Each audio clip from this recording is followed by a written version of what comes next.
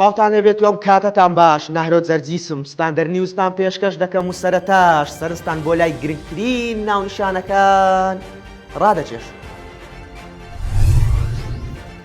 پارتی لە بەکارهێنانی زۆرینەی سیاسی بە تەواوی پاشگەز دەبێتەوە گەڕێکی تری ململانێش لەسەر پۆستی سەرۆک کۆمار دەستی پێکردەوە.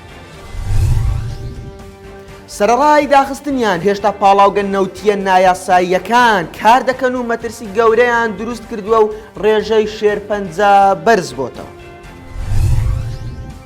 بەغدا زانیاری مەترسیدار لەسەر چارەنووسی بیرە نەوتیەکانی هەرێم ئاشکرا دەکات.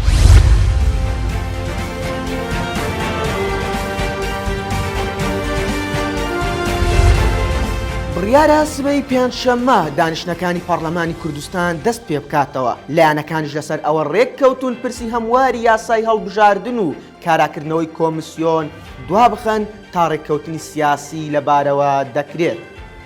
سەرچاوێکی ئاگدار بە ستاندەری ڕاگەیان پرسی دواخستنی هەڵبژاردن یەکلا بۆتەوە. پارتیش کە پێشتر هەڕەشەی بەکارهێنانی زۆرینەی دەکرد لە کاراکردنەوەی کۆمیسیۆن ئێستا پاشگەز بۆتەوە و دەیەوێت بەڕێککەوتن لەگەڵ لایەنەکان بابەتی هەڵبژاردن یەکلا بکاتەوە. زانیاریەکان ئاماژە بۆ ئەوەش دەکەن کە ئێستا پارتی و یەکێتی لەسەر ئاستی باڵا لە وت و وێژن بۆ ڕێکخستنی دیداری لوتکەی نێوان مەسعود بارزانی و پاڤڵ تاڵەبانی. پێشتر چەند سەرچاوەیەک ئەوەیان ڕوون کردوویەوە کە پارتی پاشەکشەی کردووە لە وەرگرتنی پۆستی سەرۆک کۆمار، بەڵام لە دوێنێەوە بەرپرسانی پارتی و بارەگای بارزانی ڕەتیان کردەوە دەستبەرداری کاندیدەکەیان بووبن.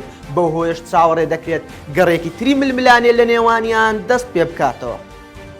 لایەنە عێراقیەکانیش فشارەکانیان بۆ سەر هەردوو لا بۆ ڕێککەوتن لەسەر پۆستی سەرۆک کۆمار چڕتر کردوتە. ئەگەرچی پێشووتر بەهۆی مەترسیان لەسەر ژینگە وەزارەتی ناوخۆ ڕایگەیان پاڵاوگە نایاساییەکانی هەرێمی کوردستانیان داخستووە، بەڵام بەرپرسێکی دەستەی ژینگە دەڵێت ڕاستە لە دەرەوە داخراون بەڵام لە ژوورەوە کراونەتەوە.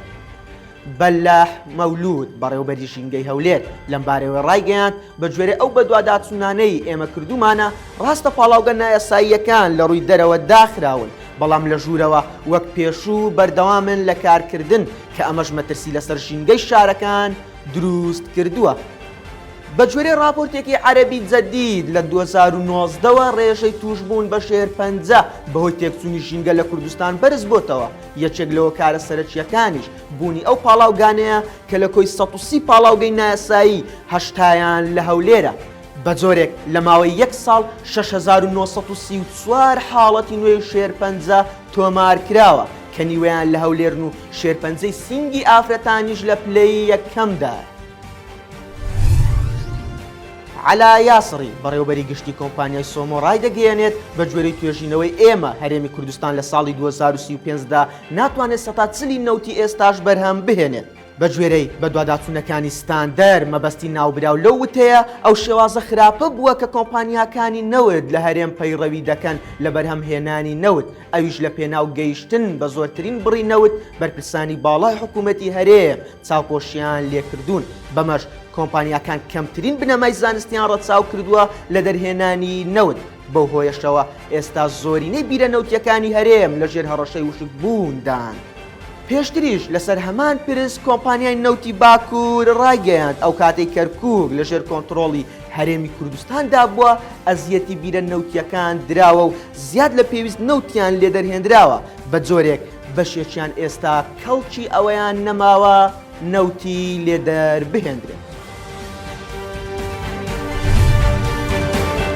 ستاندەر نیوزم پێشکەشکردن و هەمیشە شادومان.